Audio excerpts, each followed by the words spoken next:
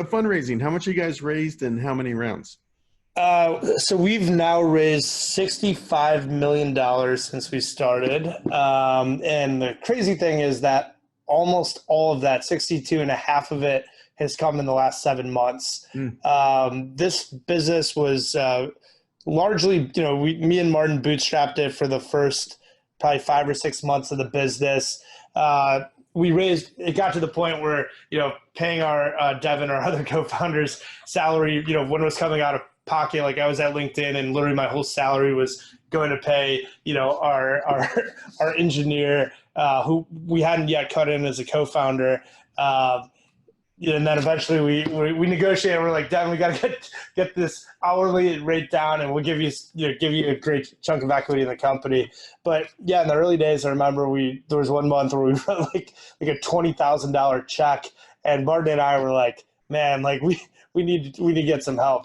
And we started talking to our friends about it, and Yep. Very fortunately, the first person to invest was Cassius Marsh.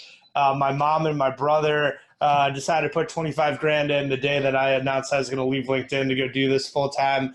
My dad notably passed. He believed there was enough exposure in the family, and he's been kicking himself a little bit now, but he's been so great with everything else. So but I'll give him shit about that forever.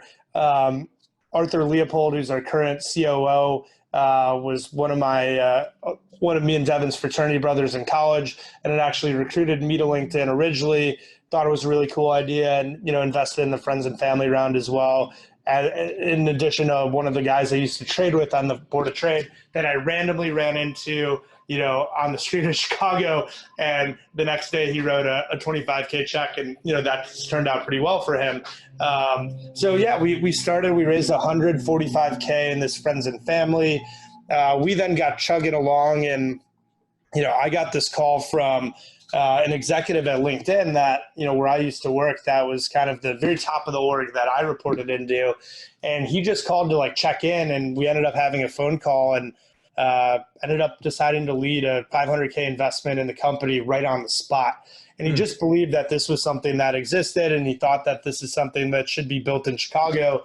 And really interestingly, people see Cameo and they don't understand, like, why would this be built in Chicago? It's so obviously an LA or a New York or an SF business. And they're always really, interested to say, why was it here? Chicago is home to an incubator called 1871. It's now the #1 ranked incubator in the world. And while, Devin and Martin were in LA, like trying to build the tech and get the talent on, I went through this incubator program at 1871 and just tried to learn how to run a tech company. I learned about fundraising. I met with they have this board there, 100 to 200 different mentors that are specialists in marketing or sales or product or all those type of things. And it's the best people in Chicago that all come to donate their time. And I think I literally met with every person on the board and, honed in on my story and was telling it and trying to create the value prop. And during that time, we were coming up with the name and all these different things. And ultimately, taking those reps at 1871, got me so good that by the time it came time to ever do the first round, when this guy Mike Gamson called me on the phone to just check in, I had told the story so many times that I had the value prop nailed. I'd taken all the reps that he literally wrote the check on the spot, and to this day through Series B, we've never really made a pitch deck, which is something that blows people's minds. But ultimately, we're a storytelling company. We have a product that people can feel. Like, if you go to Cameo and you get a Cameo for your wife and like you watch her reaction, you get it, right? Like, you don't need to see anything else. And ultimately, after that, we raised 500K.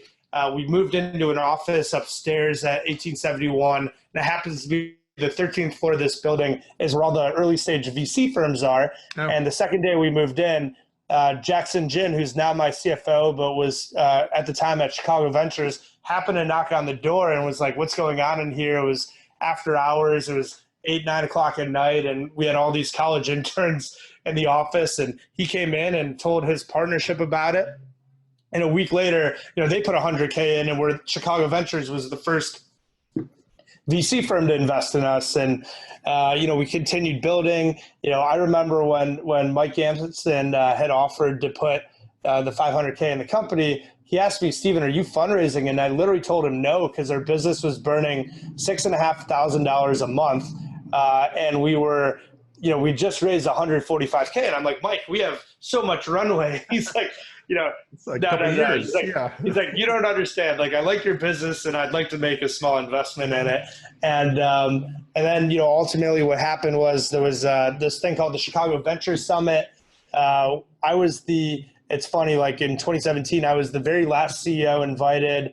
I was the only CEO to not get the opportunity to speak on stage or be on a panel. I was just kind of hanging out in the crowd and felt the day was a waste of time. And at lunchtime, I met this guy named Scott Stern at Origin Ventures, and he heard about Cameo, thought it was super cool.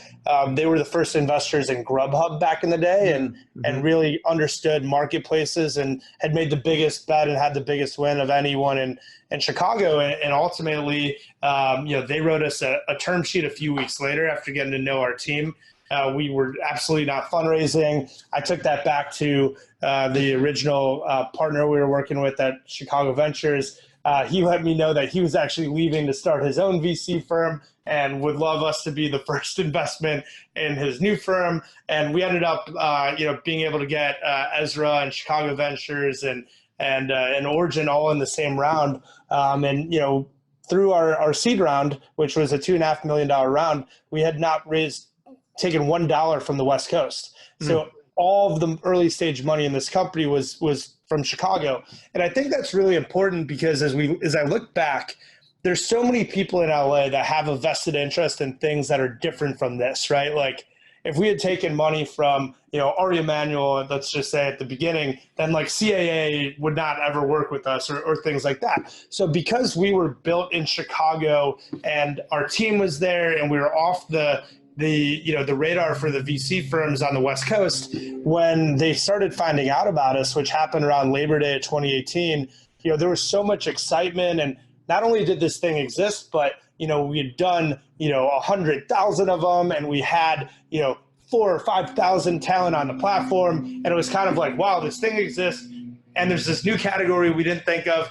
And this firm has already won the space, like game over. And from that point, some of the big funding moments that happened to us, a woman named Jana Masserschmidt, who runs something called #Angels, which is this female investing syndicate with all the ex-Twitter executives, the women that were ex-Twitter executives. She had received one of our cameos and literally liked it so much that she bought 2 more.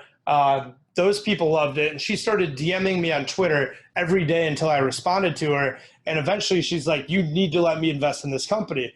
It turned out that I totally, as we got on the phone, couldn't have been more value add. And so fortunate that we took money from Jana. Jana. Is this still seed round, or are we into Series A now? So this is now I had a CEO sidecar that we could use for talent or other CEOs, other value add people that, happen to come out of the woodwork. And we let Jana in for, I think a $25K check. And about 3 months later, she sends me a text and she goes, hey, Jeremy Liu from Lightspeed would like to meet you. And what had happened was her and her husband, David Richter, who was the chief business officer at Uber and had just left. They decided to rent a house in Malibu for the summer. And all the SF VC types are going down to visit, Dave and Jana down in Malibu. And Jeremy Liu happened to be there and it was asking Jana, what are you excited about in your consumer profile portfolio right now? And she showed him Cameo, and he goes, I need to meet this founder immediately. And essentially sent me an email saying, I don't know where you are in the world, but we're having breakfast tomorrow. I happen to be in SF. He was in LA. We flew. We met in San Francisco for breakfast. It was supposed to be a 30-minute meeting. I had a 1 o'clock flight. It was like noon, and we were still going. And I had to catch my flight to LA. And he goes, all right, before you go, let me call my associate, my partner, Nicole Quinn, and she'll meet you in LAX in the terminal. So I flew to LA, and then I had to walk from the American terminal to the United terminal to meet Nicole, again, I didn't even know we were in a fundraising process. And, we have a great conversation. And this was Labor Day weekend. Nicole's like, I'd like to come see you in Chicago on Tuesday. So the day after Labor Day, she ended up coming to Chicago the next week. She said, hey, I'd like you to meet some of our partners in San Francisco on Monday. I came to what I then found out was a Lightspeed partner meeting. And about an hour later, we had a term sheet from Lightspeed. And, that was a pretty crazy moment because, again, nobody in the Valley knew anything about our business. At that point, we started meeting other VCs. Other people were excited. The round ended up getting really competitive. We went with Lightspeed because we just believed that they were the perfect firm for us. And Nicole and Jeremy just had so much conviction. I remember in the Lightspeed partner meeting, we literally had never even made a deck or a financial model. And someone was asking us about our 2020 revenue projections. And Jeremy literally got up and he's like, they're not pitching us, we're pitching them, and it was just so, but it just showed how much conviction he had. And I remember Jeremy telling me in that first meeting, he's like, I've been looking for something like this for 10 years. And, that was really special. And he got it right away within 2-3 minutes of us talking. And fast forward, we raised our Series A. We never had announced a fundraise and weren't planning on it. We like staying under the radar. Somehow I believe our round got leaked and then we ended up announcing it kind of like reactively. And a lot of the firms that liked us, they just kept seeing cameos popping up more and more and more. And Howard Stern started talking about it every day and Ellen DeGeneres did. And I remember the day Antonio Brown joined, who's one of the top players in the NFL, ESPN did a full day segment on Cameo. Oh, wow. And that week, literally every single top VC in the world reached out to me.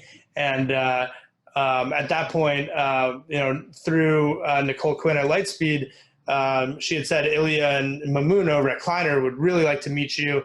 And Kleiner was having some transition issues during our Series A, so we really never talked to them, but they were more excited than anybody else on Sand Hill Road. It seemed to get to know us. And I went and met Ilya and Mamoon, and they absolutely loved it. Called with a verbal offer to lead our Series B. At this point, we literally just raised $12.5 million. I think we had maybe just started dipping into it, so like money was not an issue, but we really felt like this was an opportunity to just continue to take some of the put even more gas on the fire, especially international. We realized that 30% of our revenue was starting to come from foreign buyers, and we really felt that there was this opportunity for us to strike really quickly and raise money and go and not let there be a Cameo in India or a Cameo in Korea or a Cameo in Brazil that wasn't ours. So, you met with everybody, out there and ultimately built a dream syndicate with Kleiner Perkins, with Chernin Group, who's one of the top media investors in the world, with Spark Capital and with Bain Capital Ventures. And between those four, we felt like each of them added something super unique, like Bain Capital being the second biggest private equity firm in Japan and having huge business roots there, and Chernin having ownership stakes in the largest Bollywood influencer network, and Spark with their DNA from Twitter, and obviously Kleiner speaks for itself. And we closed a $50 million round just about a month ago.